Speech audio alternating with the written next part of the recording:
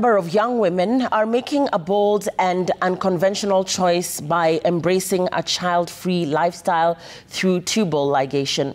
Once considered a procedure for older women with multiple children, permanent birth control is now gaining traction among younger, independent women who reject societal expectations of motherhood. Tonight, we explore the rising trend of sterilization among Kenya's urban youth and the shifting perspectives on reproductive freedom. Naisula is a bold, driven young woman excelling in Kenya's manufacturing industry while advocating for feminist causes. She challenges gender norms, championing women's autonomy and equality. My community, wants girls to get married, and that's like your main purpose, childbearing and marriage.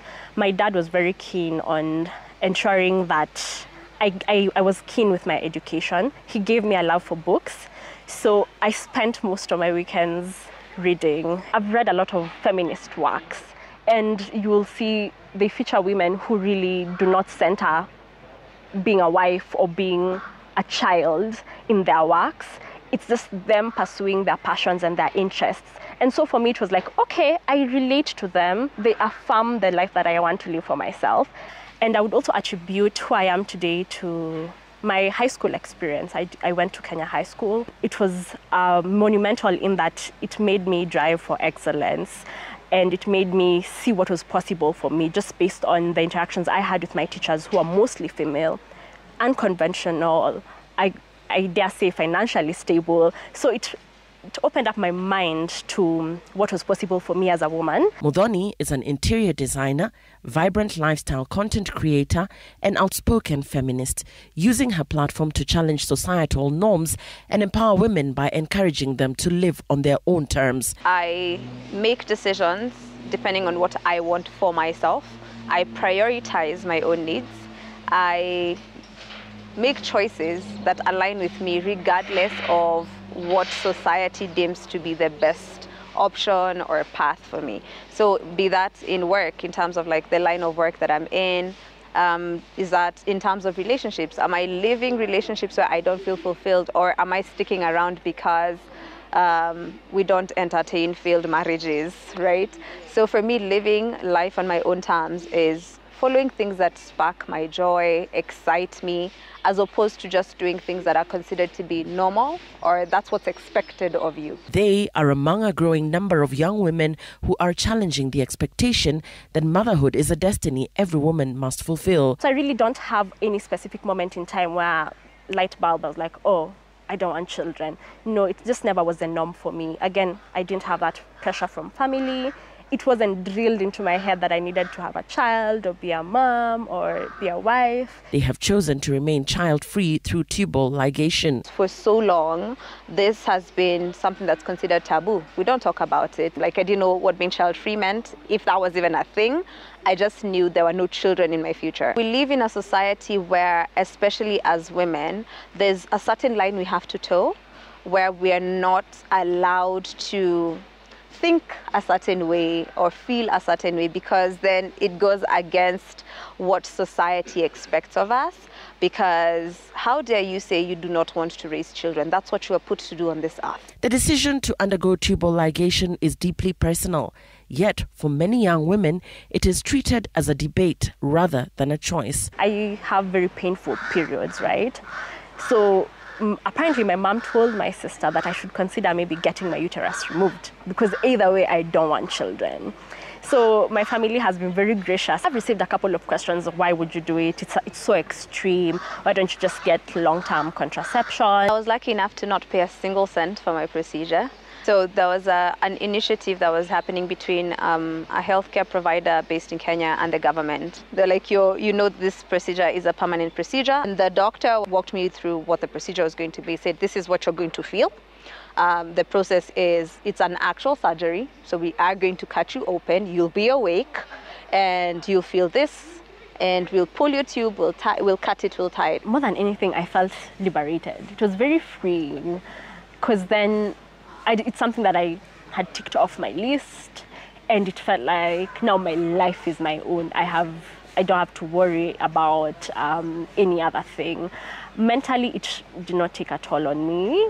I did have quite a difficult healing process, and that's when I started asking for help. I reached out to my family and to my friends, but they were also very supportive. A partner may have mixed feelings about this procedure, ranging from support and understanding to concerns about permanence. Me not wanting children and having my tubes tied, and someone else really wanting kids, those are irreconcilable differences. We have grown up in a society that expects people to have children, and men are usually very passionate about having children, and I don't know, something about legacy, all those things. So it makes dating a little harder. But again, I am not too keen on marriage. For me, there is more to life than marriage. Of course, a partnership is beautiful, something beautiful. But then I have found myself questioning and analyzing whether traditional marriages are something that is for me, and I don't think it is. I would want to have a very unique partnership. I tell people I'm not going to change my mind. It's something I've known for a very long time. So if you are someone who's unsure, if you are someone who's like, I'm okay with it, I'm okay with having kids or maybe not having, I'm like, you're not the person for me. I am 100% sure, so you have to be 100% sure on where you stand as well. One of the concerns of tubal ligation is the possibility of regret, especially if circumstances or desires change over time. Now, with regard to regret is actually a recognized complication of tubal ligation, and it is not dependent on whether somebody has children or not. Even families that have 2-3 children and they come for tubal ligation actually may go through this. So as part of counseling for what we call informed consent, it's one of the things that a woman must be very clearly explained to.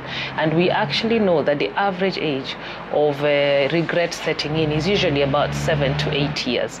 Now, that's not dependent on whether someone has children or not, and we have seen it in couples who have gone ahead and had children and had a tubal ligation. Then they're very clear that they are done here, and then a few years down the line, then we have these issues. Doctors say the challenge is balancing medical caution with respecting a woman's autonomy. There isn't an ethical issue per se. Constitution 2010 gives everyone a right really to access the highest attainable standard of care when it comes to health. And one of the things that maybe the health profession has struggled with is coming to terms with someone's choice to do that, and really struggling with this is their constitutional right. The sanctity of the ovaries is left intact. So the woman will continue to ovulate. The woman will continue to have periods. There is not an expectation of even in change of the cycle in terms of maybe the days, the flow, the pain or no pain. That doesn't change. It's totally not affected by a tubal ligation. What the tubal ligation does is it just simply removes the passage connecting the egg that's ovulated to the uterus. It does come with the expected surgical complications. There's a possibility of injuring the other organs in there during surgery, which is including your bladder, your gut. These are things that could happen. Most especially for patients who've had other repeat surgeries in the pelvis or in the abdomen, their risk is a little bit higher. So with tubal ligations, many people are going to look at it as a rights issue only. For us, from the healthcare perspective, we actually look at it as a health issue. What does a patient need? What are their requirements, and what works best for them? For many others, like Naisula and Mudhoni, true freedom comes from living life on your own terms. In a world where women are taught to choose themselves last, I'm choosing myself first. Everyone else is going to get mtapata mabakshishi, right? It's after I've filled my cup, what's left over is what I will give. So people don't get to decide what I give. I get to decide what I give. If life is not one of the things I'm willing to give, that's okay. Unapologetically, without seeking permission, and embracing the choices that bring you fulfillment. Whenever I have these conversations, I usually want people to look at progress for women at a systemic and institutional level, not individual. Of course, there are outliers, women who've really grown the ranks, women who are, because when you talk about the gender pay gap, there are women who are out-earning men, right? But for us to have actual progress and to see actual change, it has to be at a systemic and institutional level. It can't just be highlighting individual stories.